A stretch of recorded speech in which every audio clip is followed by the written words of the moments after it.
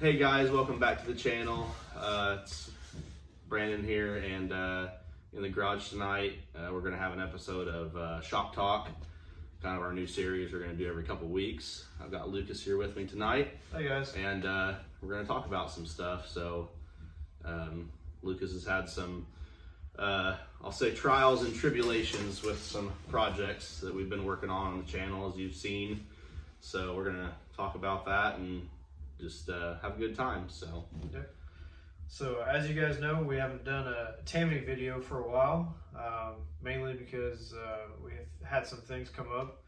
I had a 9-day road trip vacation, solo trip, just me, out west. Drove 4,367 miles in 9 days. Saw a lot of beautiful country out west in Utah, Colorado, and Nevada, and it was amazing. I think Brandon was a little jealous too, but yeah, I definitely recommend just from the pictures that I saw. In the meantime, though, when I was down in Vegas, I did stop at Shelby America, product placement here. Brandon's kids and my son got a few things, and I'm happy to show it off and glad I went.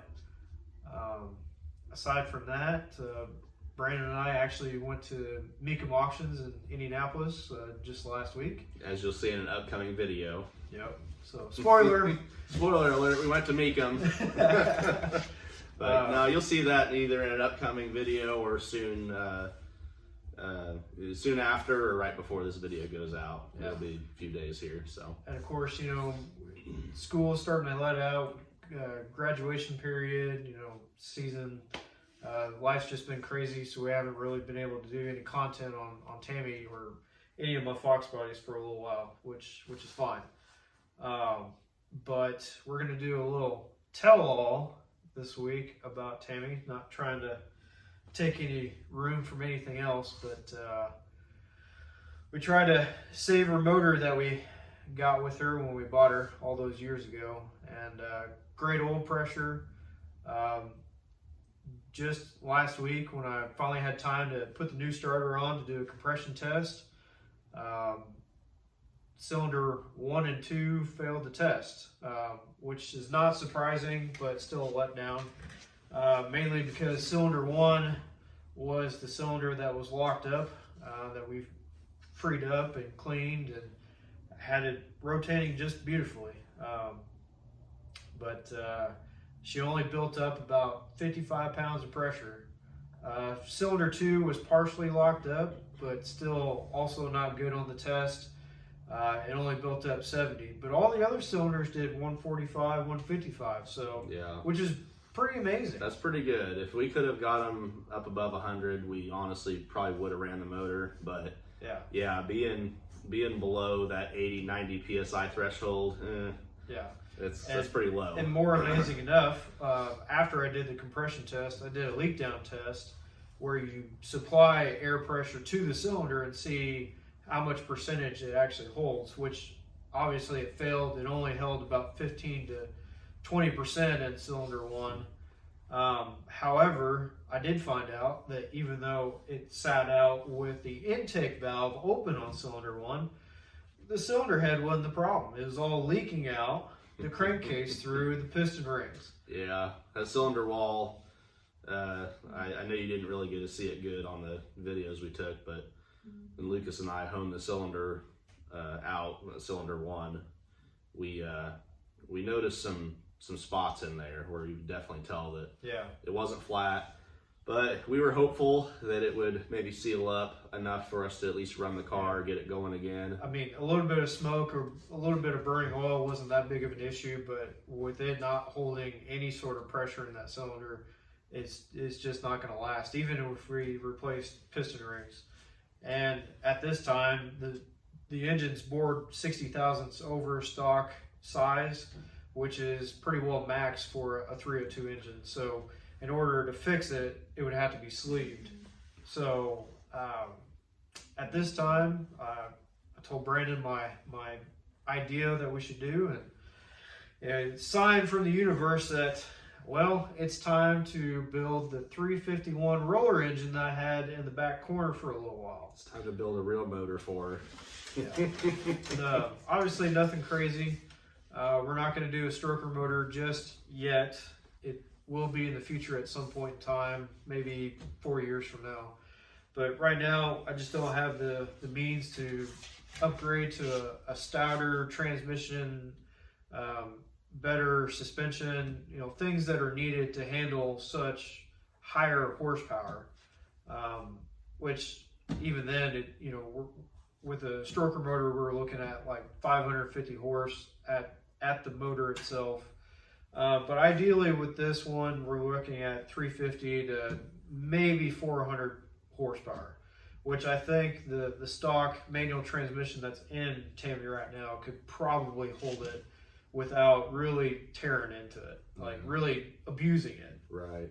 So yeah, we'll have to definitely be careful with it, but I think it's gonna let us do a couple of things. It's gonna let us, one, get the car going. That's goal number one. Yeah. Goal number two is just see what we need to upgrade, and we can do some upgrades along the way, and just a few speed parts at a time, and she'll be going before you know it. So, but it sounds like I've got a pretty decent plan. Kind of conferred with Brandon just to see his opinion on it. And I think we got a good future lined out for this new avenue. So it really stinks that we couldn't save the motor that we had, but at the same time, we were really hopeful for for letting that old 302 live again. But at the same time, I wasted $30 or $40 in head gaskets. That's really about all I had in it. Yeah. We can salvage the oil and the oil filter. And we can. We're going to drain the oil back out of it, and we're going to take the oil filter back out of it. You guys might think we're idiots for doing that, but he's right. We've got, literally, besides our time, we have 2 head gaskets, oil filter, and some new shop equipment, some new tools that I bought, it's an investment. So yeah, we're not. It's not like we put the whole thing together and then found out that we were boned. We, Lucas had some foresight to check some of this stuff, which is good. So yeah. So and there's still some other usable parts, like the heads that were on it weren't the best of condition, but they sealed up really nice. It looked like somebody put fresh seals in it. Did a valve job. They cleaned up good. We just cleaned them up. Kind of did a what do you call it? A dingle ball. Quick, just a little rebuild on it. But oh yeah, everything cleaned up good. We didn't see anything too nasty. But despite the letdown, it's actually a blessing in disguise, because I've always wanted to put a 351 style engine in it of some sort, either stock size, which we're going to go, or a stroker motor. Ideally a 408. 408 cubic inch motors is where I really want to send Tammy at some point in time, but we're just not there yet. We kind of want to try to get some fun out of it. If we wanted to go that route, aside from more of a financial investment, we just wouldn't be able to try and enjoy Tammy this late fall or winter. It'd be like another 2 years from now, and not just for us, but the viewers on YouTube, other friends that are excited about it. I think this is the best plan of action at this point. Yeah, honestly, I agree. Once you get some steam rolling on something, as you guys seen on the Mach 1 here, Lucas has really started, helping me on this thing, and we've really came a long way. It doesn't seem like it because, look at it, but trust me, we've came a long way. But once you get some steam rolling on a project, you just got to keep going. And, even with the setback on Tammy with the motor, like Lucas said, he's got a roller 351 just sitting there, just waiting. But we were hoping that we could get by with what we could, and that's not the case. So we're going to go with plan B. Yeah. And despite me working on Tammy without you, why don't you tell our viewers what you've been doing to the Mach 1 without me, which I am also a little bit jealous. We've been, we've been doing fun stuff with the Mach 1, here and there. I'm, currently recovering from a sinus cold, so I haven't been able to talk real good, so I apologize about that. both doors are on the car, which I know you've seen. They shut now. They have real door latches in them, so the door's shut. The alignment is really bad, but we're not worried about that right now. We're worried about getting the car together and fitted so that once it is together, we can, make some adjustments and see what we need to do. Quarter panel is fully welded on. I think I did show you guys that in a video. Front fenders are on the car. The wheels and tires are on it. It's off jack stands. Hashtag off jack stands club, Yeah, well, not only that, but the Mach 1 saw daylight for the first time in how many years? It did. The first time, and I don't even really want to say it on camera, but I'm going to say probably going on 9 years. Yeah. Is the first time. This car, Lucas helped me get this car here about 9 years ago, and it has sat in my garage, and it had got work done to it here and there. But it was always on jack stands, doing all the metal work, cutting the trunk floor out, cutting the quarter out. I had it up on jack stands. And man, I tell you what, when we slapped them wheels on it, let it down on the ground, it just fired me up to keep going on it. And it's been in this same position for 9 years. It hasn't flip-flopped, hasn't been this way, that way. No, it's been in the same position for 9 years. Hasn't rolled around the shop, hasn't done anything. Nope. This past weekend, it got pushed outside into my alleyway. Oh, yeah. And it was a nice, about 72-degree day. I mean, perfect temperature day. Yep. Nice and warm. Me and the kids went out there. They were, looking at it, playing with it. They loved it, so... I think it's a sign, it got some sunlight on it. It warmed the sheet metal up. I think she liked it. Yeah, so another sign from the universe. Sign from the universe. Good vibes, good juju. So, but no, that's what we've got going on the channel right now. Just wanted to give you guys a quick little update for this second episode of Shop Talk. Yep. You guys like the channel? You guys like what we've been putting on there? I know you like Tammy. You guys like the down and dirty stuff, and I mean, hey, nothing wrong with that. Speaking of which, Brandon turned me on to a new Facebook group, which I won't mention just in case we're not allowed, but it's a fan page dedicated to dirty fox bodies. Yeah, and dirty, hey, nasty. Tammy fits. Like, oh my goodness, we found a page of people that understand the concept and also have their own opinions. Yeah, she definitely fits what do the kids say nowadays? Passes the vibe check. Is that what they say? So, hey, for you guys that have seen pictures, I don't think we ever really talked about it, but Tammy's going to get a 3-eyed bird catcher carburetor hood scoop. Yeah, like a real one, not like a fake. I couldn't believe it. The day that Brandon turned me on to this new Facebook group, I actually found somebody that had one installed on their vehicle.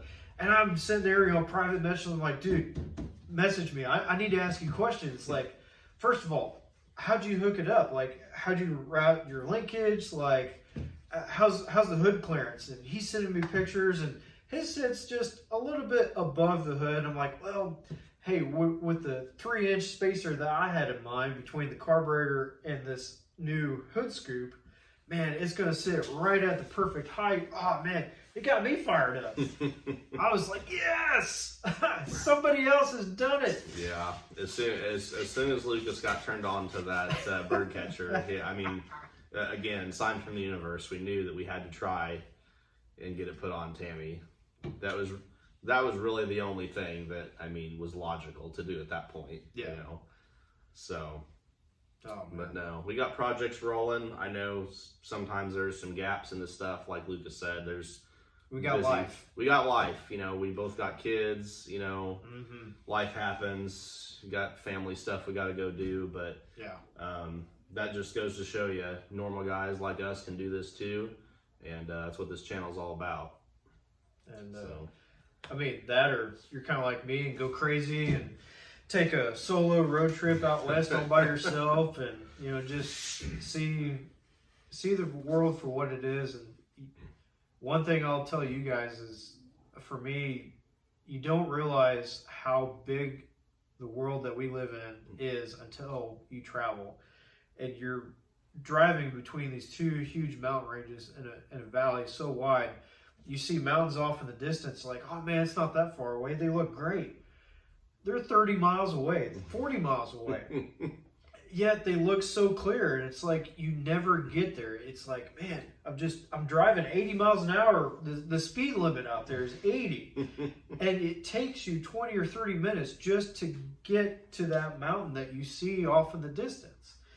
And not only that, just the wide open space, the lack of the hustle and bustle of traffic, just normal day-to-day stuff that we deal with. Like, you just get in that grind with work, and to separate yourself for 9 days and just be yourself, and not just one with nature, rolling the window down, feeling the breeze, the sound of, a river right next to you as you drive by, but also jamming out to music that you love, just that real classic road trip. Oh yeah. Not exactly a family road trip, because, the first day I drove 16 and a half hours, spoiler alert, but just, I encourage everyone that enjoys vehicles to just try and go for like a 2 or 3 day drive, like somewhere you've never been.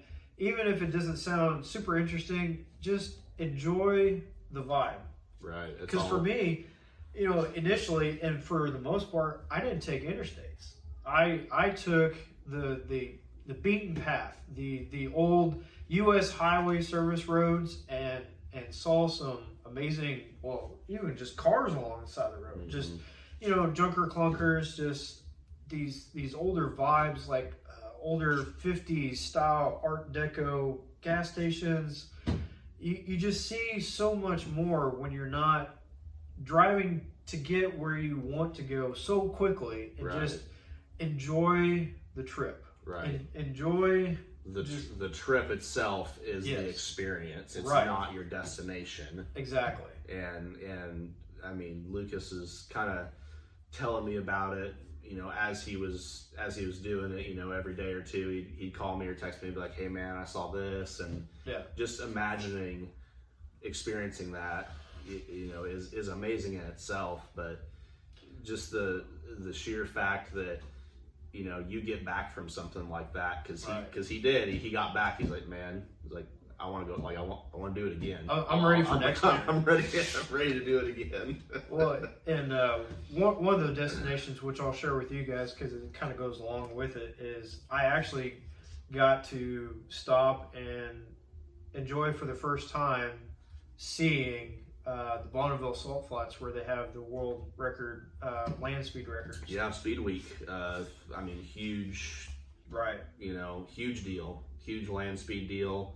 Bonneville, is I think one of the first for land speed racing and dry lake stuff. So yeah, and just imagine not snow, like white snow conditions, especially for us northerners. You got to put sunglasses on. It's so bright white, it just hurts your eyes. This is so much salt, it's so white, and it's so flat, and just these little micro craters in the ground. It just makes you feel like you're on the moon, or just not on Earth. Right. Like, it's not something that you would ever experience anywhere else. And it's so strange to have it almost perfectly flat for so many miles. We're talking, 20, 35 miles just out, just flat. Well, these cars, not that Lucas and I are really into that stuff, but we find it fascinating. Mm-hmm. These cars can, 200, 300, 400 miles an hour, some of them even faster. Yeah, you get some of the rocket powered ones. Yeah, jet fuel. They need that much space to go that distance, to get that much speed, and to achieve it safely. So, and there again, safely. We did lose a couple of the car community people within the last decade that died from accidents out there. Yeah. But they did what they loved. They went out in a blaze of glory. Like, you have to have you have to have risk, and I mean that's one of the things that, I mean, especially watching motorsports and just enjoying motorsports. I mean, you have to have, you have to know in the back of your mind that yes, this could be my last run down the track, or this could be my last. You know, whatever. And it doesn't have to be land speed. It could be right. an 8th mile. Could be an 8th mile drag race. Could be anything. You know, you get in these machines. You know, there's always human error. Sometimes it's just a coincidence that something happens. But you know, that's why you got to stay safe, and that's why you know, you have to have a passion for it. And you have to love what you're doing. So sure. I totally agree with that. But anything else you want to add? Well, you know, we kind of got off on a tangent there, but you know, that's what this is all about. This is not, you know, normal video stuff. This is just kind of a, you know, a life update, a shop talk, you know, update for you guys, kind of let you know what's going on and let you know what we got in store. So, what I've got in store, I mean, you kind of heard what Lucas has in store for his project Tammy. We can't leave out Roxy either, but we'll get to that. I was just getting ready to say Roxy's fine. she's doing good. She's just, you know, she's cruising right along. She's doing great. But yeah, Tammy needs some help.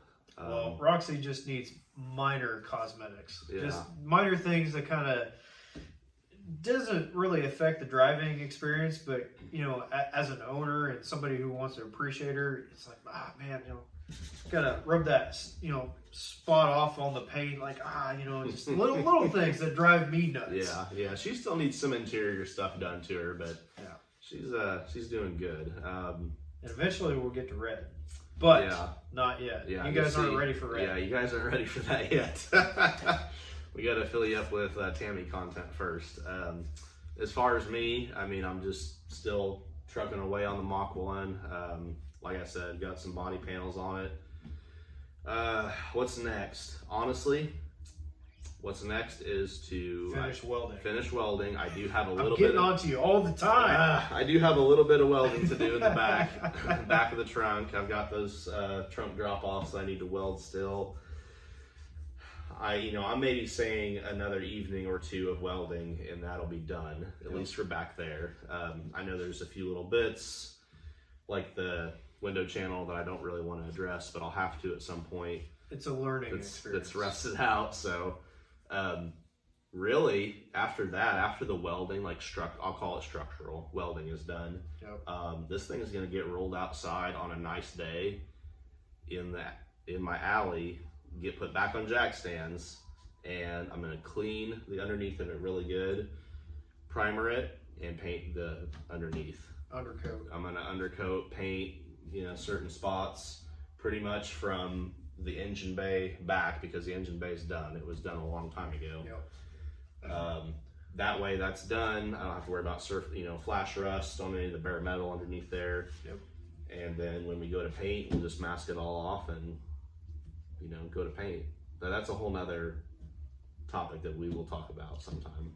It's a sore subject. It's kind of a sore subject, but I'm learning to overcome it. So yes. If you've ever had a hot rod painted in the last century, you probably can relate to my pain. So all right, guys, I think that's gonna do it. I think we've probably exceeded my what did I originally say these things are gonna be, like 10-15 minutes long? Never. We've probably exceeded that. So guys, thanks for watching, appreciate it. Make sure to like and subscribe. Like I said, by the end of the month I'd like to hit 150. I think right now we're at like 139, 140. So guys, like and subscribe, and share the crap out of it. We enjoy all the comments and all the views and everything, and we'll see you next time. See you guys.